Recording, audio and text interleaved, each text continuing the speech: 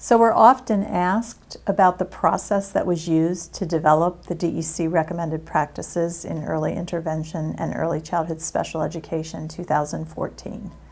And there are essentially three sources that we use to develop the recommended practices. The first was by considering the empirical evidence that was available for each of the recommended practices. The second was to think about the knowledge that we've accumulated as a field and how that knowledge gained through our experiences of working with young children and families and the practitioners that support them could be used to help inform the development of the recommended practices. And the third was to conduct validation activities with a variety of stakeholders in the field so that we can ensure that we were collecting information about the field's collective values, about matters most in terms of the ways in which we interact with young children, their families, and the practitioners that support them.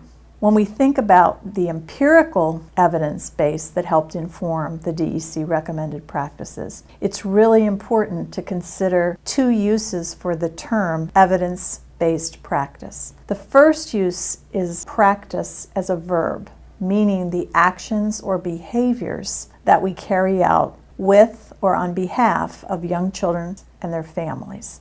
The second use of the term evidence-based practice is thinking about practice as a noun, as a thing, and thinking about, does that practice have an evidence base to support it? Is there convincing evidence that if we implement that practice as intended, it's going to result in improved outcomes for young children with disabilities and their families?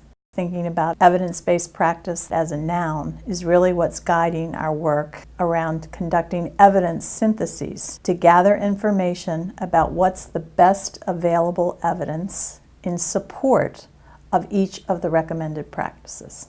So DEC and its Recommended Practices Commission, in partnership with ECTA and with support from the Office of Special Education Programs, is supporting a group who's appraising the best available research evidence for each of the recommended practices. And we refer to these people as evidence synthesizers. The evidence synthesizers are working to create a systematic process to guide a review, a search for the best available evidence, and then taking that information and synthesizing it so that we have information about the status of the best available evidence for each of the DEC recommended practices. We feel like this process is very important because we want to establish a process that can be used on an ongoing basis to update the empirical evidence as it grows. In addition, we feel this process is really important because it will help the Commission as they decide which practices may need to be updated or modified somewhat as more evidence grows in support of each of the practices.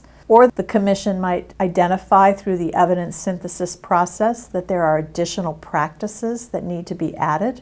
Ultimately, we want to ensure that the recommended practices help support positive outcomes for young children with disabilities, their families, and the practitioners who support them.